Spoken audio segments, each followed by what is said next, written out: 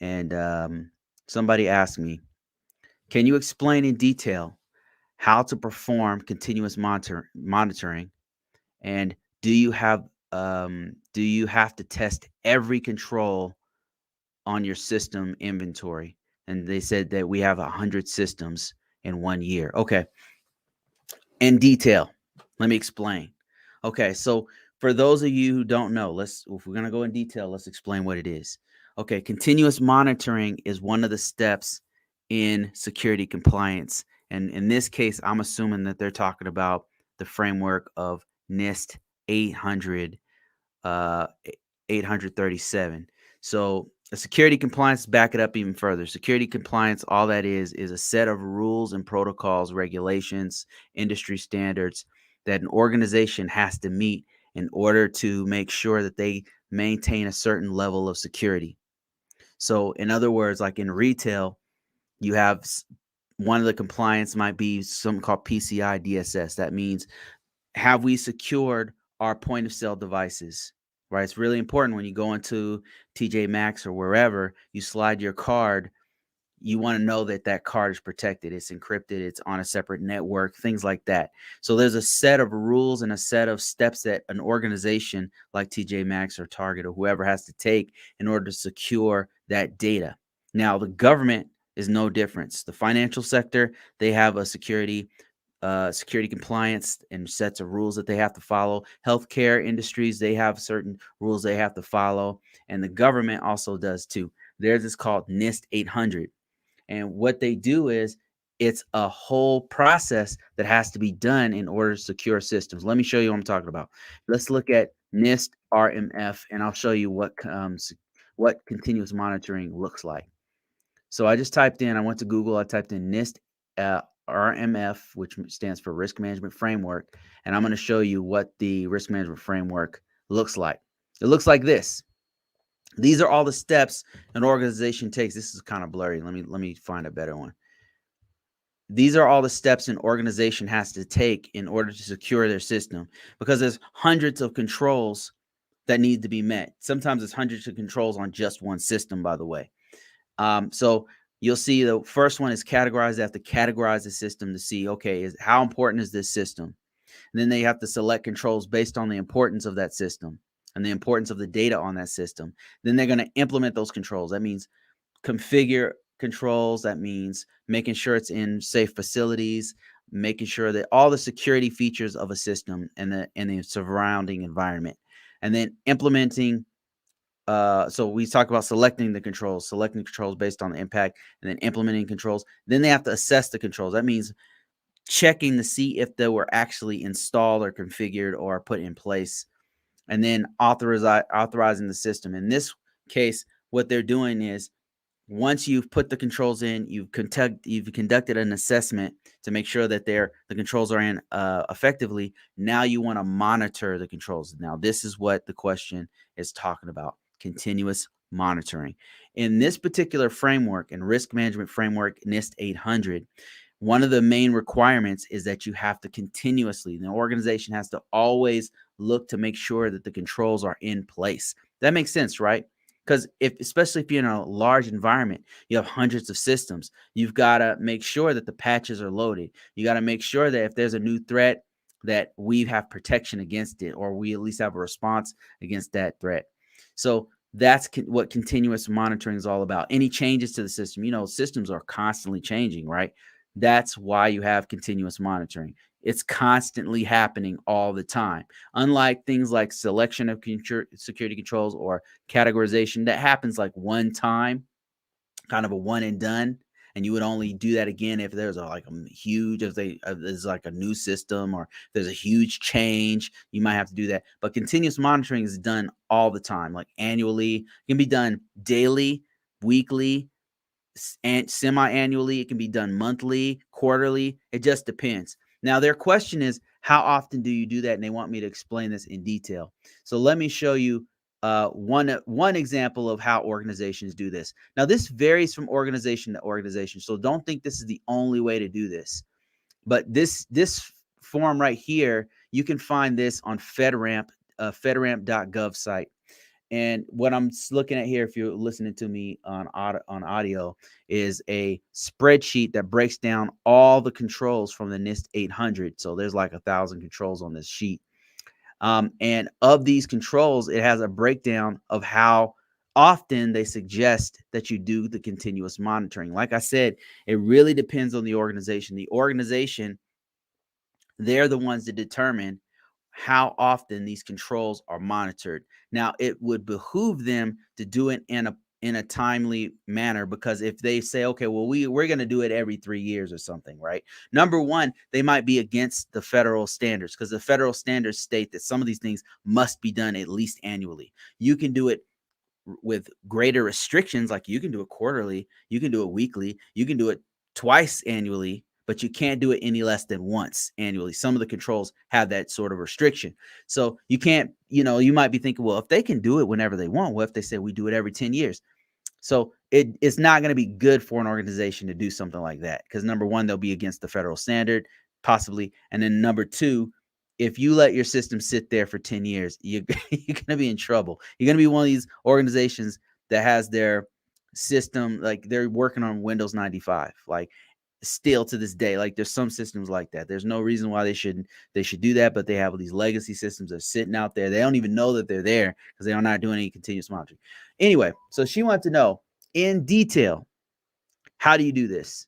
How do you, if you have 100 systems, that means you have literally thousands of controls that you have to continuously monitor.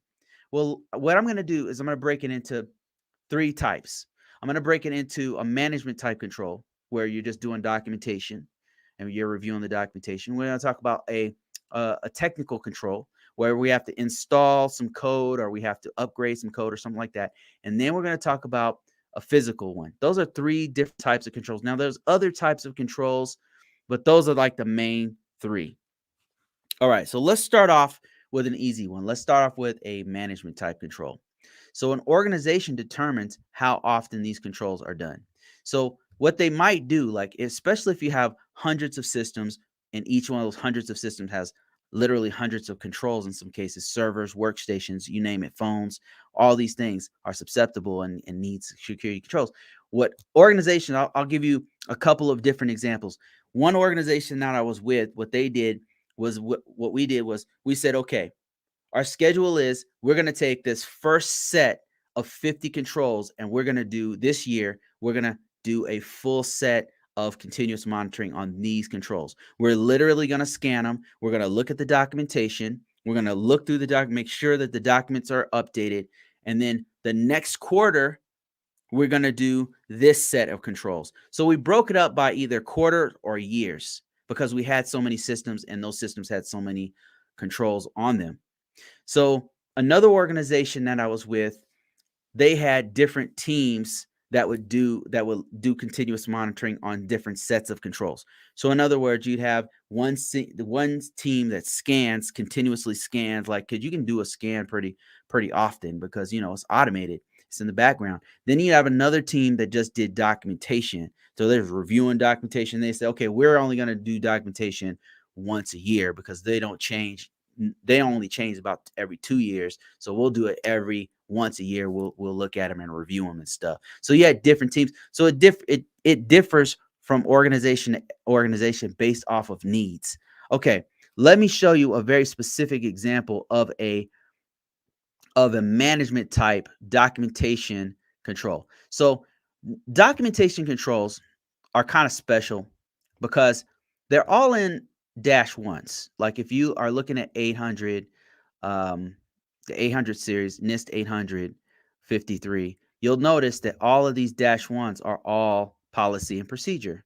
So if I show you CA1, it's also policy and procedure. If I show you PE, which is physical security, it's also policy and procedure.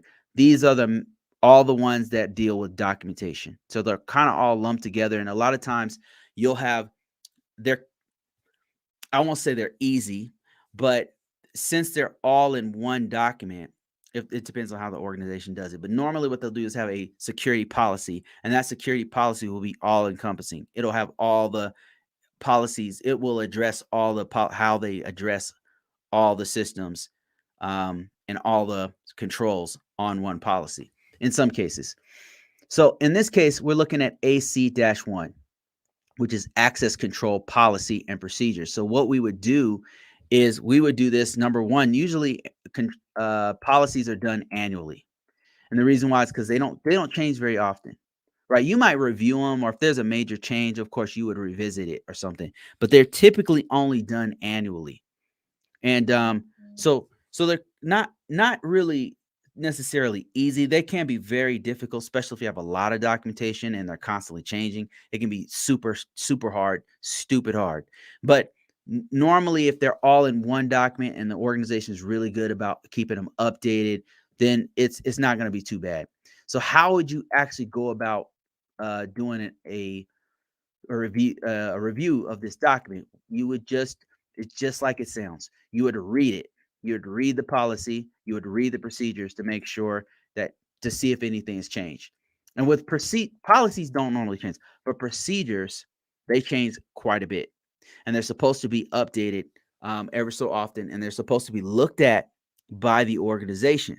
So just to give you an example, like procedures will typically mention a specific vendor, like especially if you're doing like network devices or system administration or something like that. You're mentioning a specific type of system, and so the systems, as you know, they change quite a bit. The operating system might change. The procedure is addressing this old operating system, and you're maybe two iterations into a different operating system. You were on Windows 7, now you're on Windows 11, for example, right? So that procedure for, say, installing um, patches on Windows 7 no longer applies to your new system, which is on Windows 10 or Windows 11.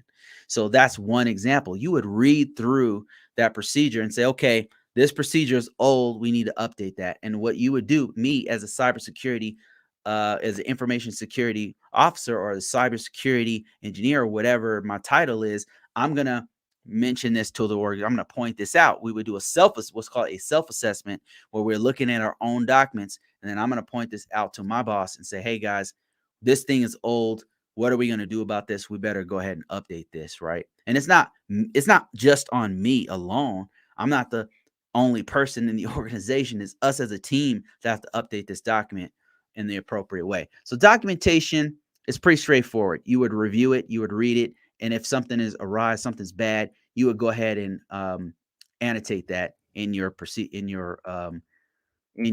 continuous monitoring plan, or a continuous monitoring sheet, or whatever, however you do it. That's another thing. Organizations do this differently. Like the last organization I was with, we would conduct assessments on our clients, and the way that we would do it is we would go ahead and do it. The documentation piece was done semi-annually. We did it twice a year for our clients, and we would review it. We'd sit down with a point of contact, which usually was some sort of security person, and we would review their documentation to make sure. We were looking for a couple things. Is this outdated? Has the senior leadership updated this? Is it covering all the security controls that they're supposed to have? Pretty simple. We just read through it, make sure it had everything, move on to the next procedure document. Read through it, make sure it was updated, move on to the next one. Sometimes the stuff that we saw within the organization didn't match the policy, and we would just point that out. So we would point it out in a report. So you can either do reports. I've seen it done in things like EMAS or Exacta, or what's the other one? Archer, or one of the. It's like a database. It's a GRC database, a governance risk compliance database that collects all the security controls, where you can update it all in one spot. And everybody in the organization had access to that system. Not everybody, but all the relevant stakeholders who needed it, they would have access to that system. So whenever you would update it, do continuous monitoring, you can actually annotate it in some of these systems. So you've got spreadsheets you can use, you've got reports that you can put out to senior level execs, and then you've got databases that kind of track it. It depends on how the organization does it. Hope that was detailed enough. So now what we're going to do is we're going to look at one that's a little bit more technical. And I just want to Let me see if I can find a real technical type of security control. Technical security controls is like something you implement or something you're going to install or something you're going to have to enable, something on an actual physical system. And this is what I think that she was asking me. So I'm going to go through this one. Okay, let's look at this is an easy one. Audit logs, audit events, audit logs. So this one is a combination of both management and technical management, in that you normally have to have some sort of documentation of the audit process, of how often you update the log, how often they're updated, what is actually tracked in the logs and things like that. But then the technical piece is making sure that they're enabled, making sure that they're on your workstations, on your laptop, notebooks, on your servers, on your internet working devices, whatever, even firewalls, all that, everything. So you have to make sure that they're enabled. So how do you continuously monitor this? Let's look at this sheet here. This is done quarterly. The recommended continuous monitoring frequency is quarterly. Now, obviously, the organization could change this up. They could say, "Well, we're not going to do it quarterly. We don't have enough systems for that. We don't need to look at this particular control quarterly." But the organization, once again, they're the ones who decide when this is actually done. Now, one of the things, let me just show you one of the things that you could do when you do monitor this is have your system administrators, whenever they're looking at audit logs. Well, I mean, number one, make sure that the audit logs are on. And if they're not on, this is something that actually could be done all the time, because you're supposed to be looking at logs continuously, like all the time. Audit logs are super important. They're important to several things. They're important to your incident response. You can't do incident response without having logs. Like, it's hard to detect incidents, security, especially malware, things like that, without event logs. It's hard to detect disasters, like system goes down, mishaps, without audit logs. Maintenance, basic maintenance has to be done with audit log. Like, if your system went down, you don't know why it went down or when it went down, you might go to the audit logs to figure out, okay, what happened at 1 a.m. on Tuesday to make the system go down. You would look at the audit logs. There's so many reasons why you would look at audit logs. You could tie audit logs back to when a person logged in. Let's say somebody was doing some criminal activity, some kind of insider threat stuff. You would look at the audit logs to determine who was logged in at that time. When did that person log in? Audit logs are super important. And it's something that continuously can be monitored and helps continuous monitoring as a whole, because one of the main ways that you look at your system is event logs, to make sure that the system was on, to make sure that the system hasn't been tampered with. All those kinds of things are a part of continuous monitoring. So how do you monitor the actual event logs? You would go into the system, like let's say you're on Windows, you would look at the event, you would determine whether or not event viewer, for example, on Windows is turned on. You would go into Red Hat Linux and look at audit logs to make sure that not only are the audit logs on, but they're sending the logs to the proper place on the proper channel. You would look at things like that. Technically, you would actually log into the system, go into the place where the audit logs are, and then you would check on the actual to make sure it's enabled. And if you have a large environment or a medium environment, and there, in her case, she said she had 100 systems, she probably have a central repository where all the logs are being collected. So part of your continuous monitoring process would be to literally log on to that logging system and make sure that Splunk or whatever SIEM or whatever system you're using is actually tracking the logs in real time. And so that could be a part of your continuous monitoring process. And that's killing 100 birds with one stone, because you could literally, especially if it's configured correctly, all the logs are going to one place. So you can literally go to one system, make sure all the logs are coming in. And if they're not, then, you've done your job. Continuous monitoring is done.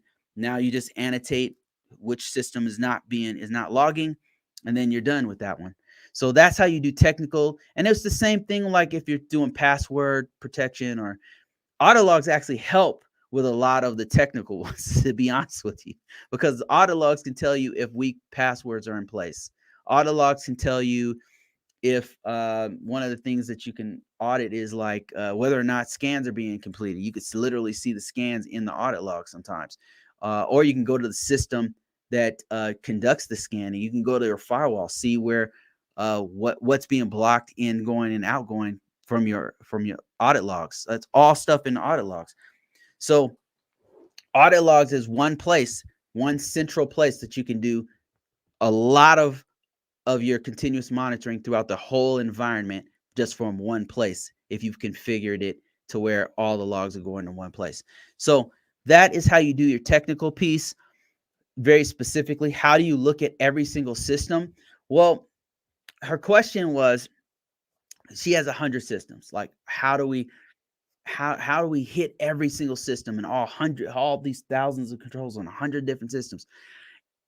It's a good question, but at the same time, like, the organization can dice these up. They can say, okay, the first part of our quarter, we're gonna do all of our audit logs that are logged into this system. And the way we're gonna conduct this continuous monitoring is we're gonna look at that central repository of logs. We're gonna make sure all 100 systems are logging, and that you're done. That's it. That covers that whole all 100 systems by looking at one system. Now, let's say your audit logs they're turned on, but there's no central logging.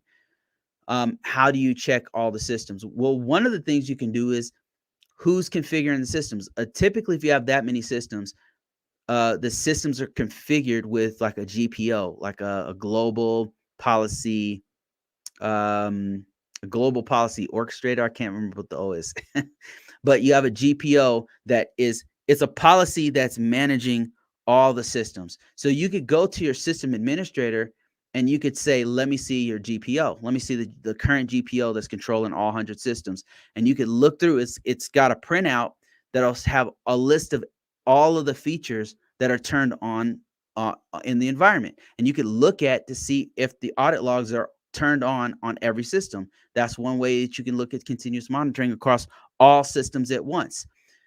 Continuous monitoring is a team effort. A lot of times, what will happen is they'll come to us, a cybersecurity person, an information system security person, and they'll say, look, we have 100 systems. We need you to go ahead and do the continuous monitoring. Okay, go ahead. Time's ticking. You've got 2 months to do it. You got 3 months to do it. You got 1 year to do all 100 systems. So what you're going to do is you're going to plan it out. If they do that, you're going to say, well, you're not going to do it by yourself. This is a team effort. You're going to go contact the system administrators. You're going to say, okay, let me see your GPO. Let me see the GPO so I can check and make sure that hasn't been any changes. You can ask them, are there any anomalies? Are there any systems like Mac systems that don't necessarily abide by the GPO? Like, they're not within the GPO. What can we do about these systems? And then maybe those ones you have to check manually. You have to literally log in, see if the audit logs are turned on. Are the audit logs still there? You might have to do that, but it's a team effort. So what you're going to do is you're going to work with the whole team. This is where meetings come in. You're going to talk to your firewall people. You're going to ask about incident responses. Like, are we doing our incident responses across the environment? Some of the controls, they touch everything, and audit logs are one of those controls that can touch everything. IR controls are another one. IR means incident response. It touches everything. You're not hitting every single system. Every system is under the IR controls. So you're just gonna make sure that you have a policy in place that explains incident response. You're going to make sure that there's an incident response team. How do they respond? Have they done any after action reports? That means, like, do they know what to do if something actually does go down? Are they doing that?